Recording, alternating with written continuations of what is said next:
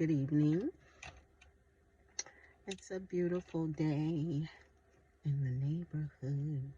It's a beautiful day in the neighborhood. Would you be mine? Could you be mine? How are you today? Kimberly says, hello. This is Chronicles 23.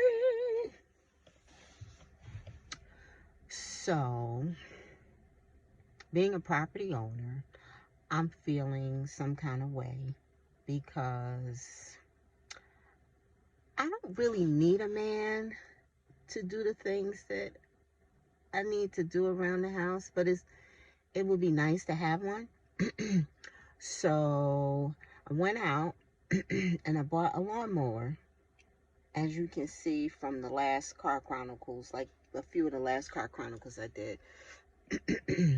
And I ended up going to get one that was battery operated, listening to a friend of mine. So this battery is apparently a 40-minute battery, so you have to charge it on the deck, and then once you take it off the deck, you put it into the lawnmower, and then you mow your lawn. So I underestimated my size of the property as far as like my property line or whatever, because as you remember, I had my neighbor volunteer. Well, he didn't volunteer because I was paying him.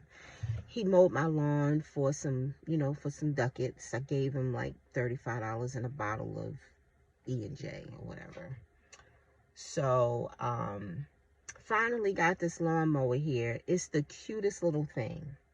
It's so tiny, and it's like a little powerhouse.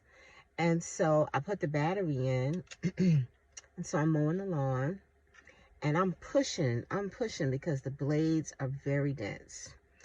And then it's hot outside, so I'm turning dark, so I have to go in, and I'm sweating, and sweat is just rolling off of me. It's beating because of the fact that I got on sunshield, and then the dog is barking, and then I'm going through the menopause, whatever the case may be. And so next thing I know, the lawnmower conks out. So I realized it was the battery. So my friend tells me, okay, well, the battery only has like a 40-minute life. I said, okay, cool. So the best thing to do is to go out and buy another battery. So I would actually need 3 batteries, and I would have to charge them, I guess, simultaneously, or just charge them all up at once. And then once one dies, then you could put one on the deck, and then the other one you can put in the actual lawnmower.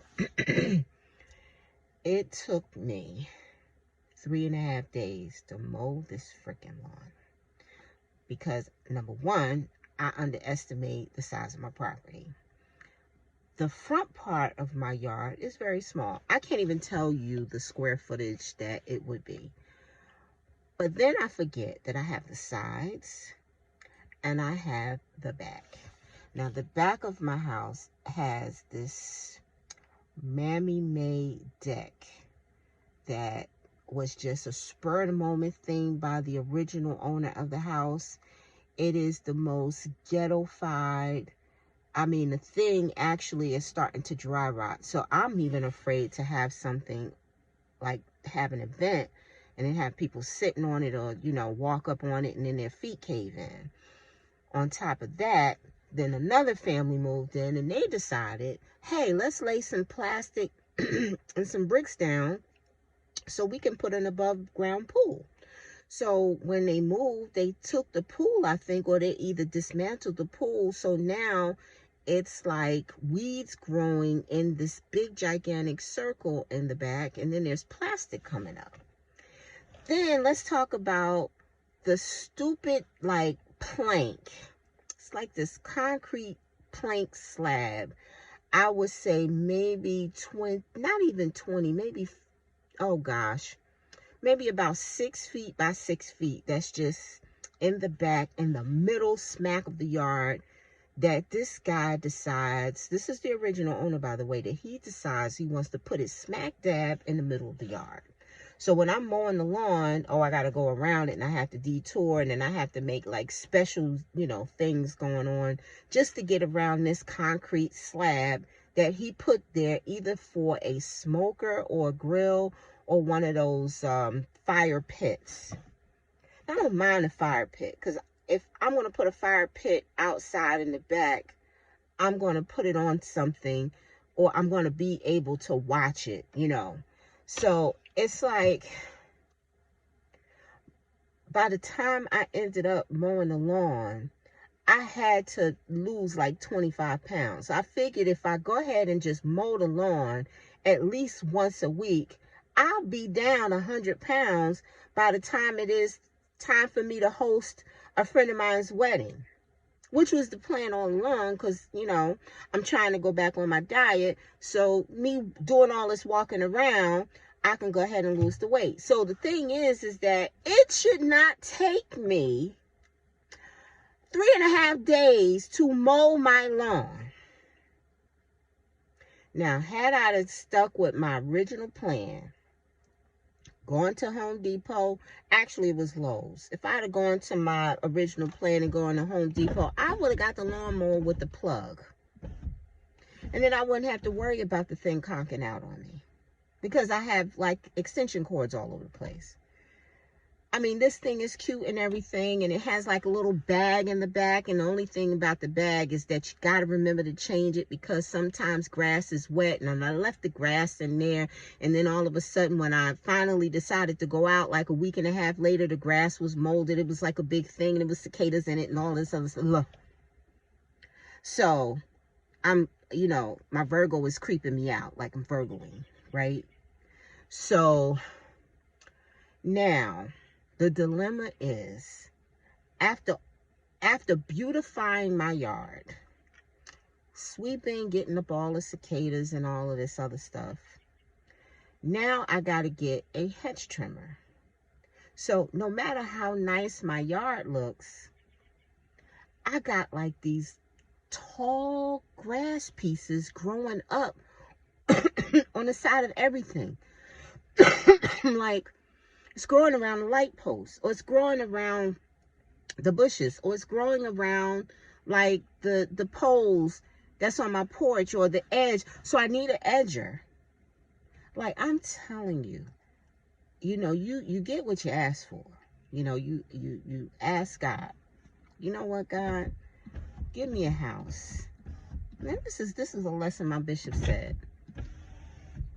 If you ask the Lord to give it to you, are you going to be able to manage it? That's with everything. So I'm happy to say, yes, I have a house. But this is serious, especially when you're by yourself. Be careful what you get into. I'm not saying I got the money pit, because I've already replaced my roof. Then I got some electrical stuff going on.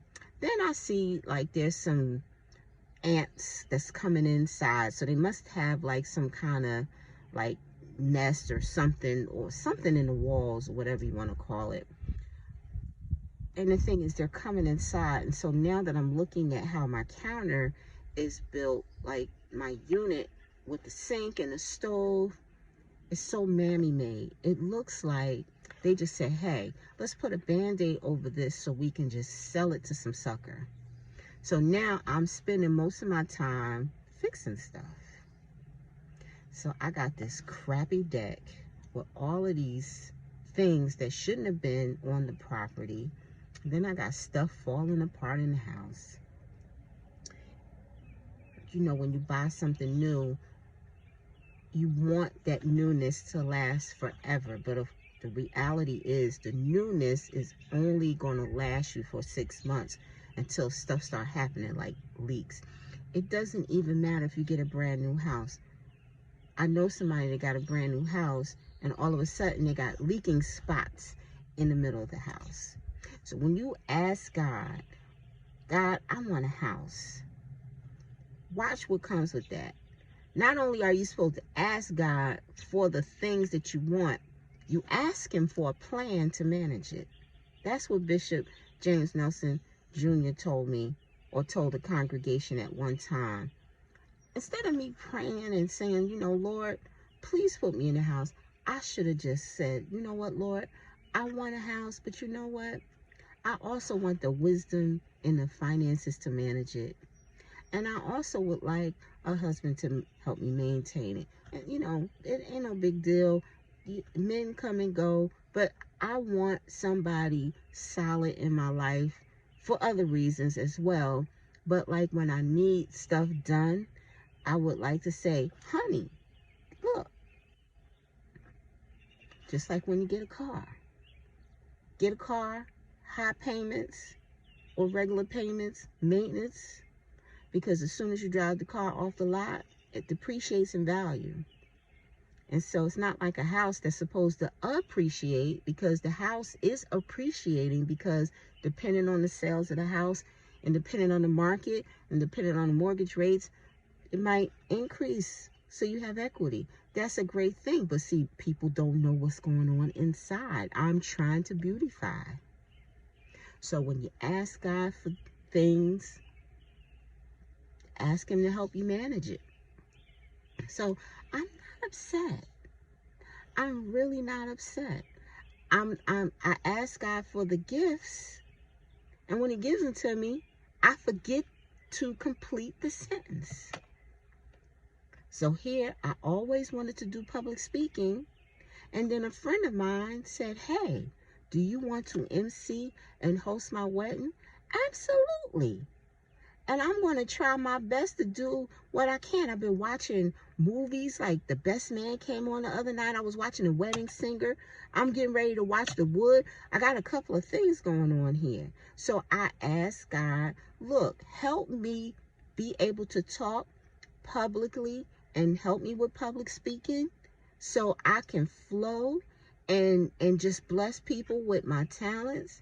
And sure enough, somebody asked me if they want me to would I like to MC and host a wedding. And I was like, but yeah, because I want to have a good time. I want people to have a good time. So that's the lesson. I'm not angry. Normally I come on here and I get a little hyper. I understand. But this time, just getting out of motorcycle class, and here we go again. God, I've been trying to get my license for over 15 years. Actually, 2007. No, probably a little less than 15 years.